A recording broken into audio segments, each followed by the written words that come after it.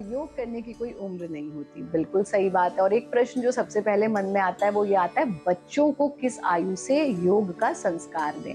तो हम हमेशा कहते हैं बच्चों से पहले गर्भवती माँओं को योग का संस्कार मिलना चाहिए, क्योंकि हम तो उस संस्कृति में से आते हैं जहाँ अभिमन्यु ने पूरा का पूरा चक्रव्यूह भेदन भी गर्भ अवस्था में सीख लिया था।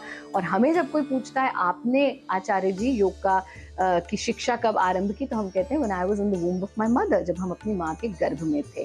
तो बच्चे गर्भ से ही योग का संस्कार लेकर के आते हैं और बच्चे नेचुरल योगी होते हैं। छोटे से बच्चे को आप पेट के बल लिटाएंगे, वो स्वतः भुजंगासन की स्थिति में आ जाएगा। कमर के बल लिटा दोगे, पैर का अंगूठा चूसने लगेगा, बाल कृष्णासन की स्थिति में आ जाएगा।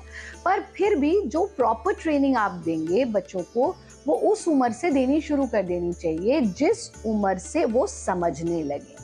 माताएं पिता घर पर साथ में बच्चों के योगाभ्यास करें तो बच्चे खेल खेल में योग सीख लेते हैं।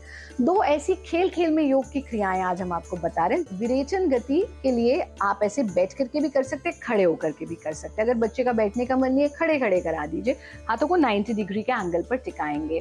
सांस भरते हुए हाथों को उठाना है, सांस छोड़ते हुए वापस ले आना है। जब सांस छोड़ते हुए वापस लाएंगे और प्रेशर लगाएंगे तो मनोवाह नाड़ियों पर भी प्रेशर पड़ेगा और जो एक्सलेशन है वो आपके कार्बन डाइऑक्साइड को बाहर थ्रो करेगी, ऑक्सीजन का फ्लो शरीर में ज्यादा होगा। तो इस स्थिति में आना,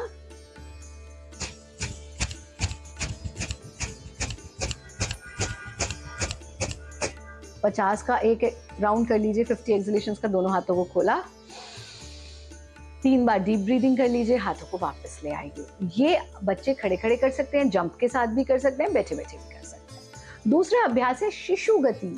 शिशु गति का अभ्यास बच्चों की ओवरऑल हेल्थ के लिए, स्पाइनल हेल्थ के लिए और विशेष रूप से जब एक्यूप्रेशर पॉइंट्स पर प्रेशर पड़ता है तो उनकी हर समस्या का समाधान है। मेमोरी विजडम के लिए भी बहुत बहुत लाभकारी है।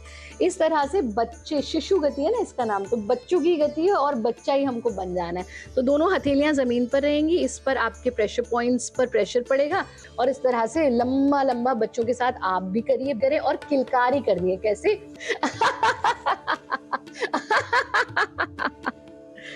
और फिर वज्रासन में बैठ जाएंगे, हाथों को ढीला छोड़ देंगे, शरीर को ढीला छोड़ देंगे।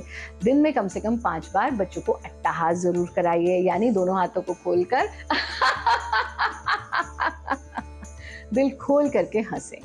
ये आप बच्चों को रेगुलर कराएं। हमारा कार्यक्रम देखते रहें, स्वस्थ रहें। हरिओम।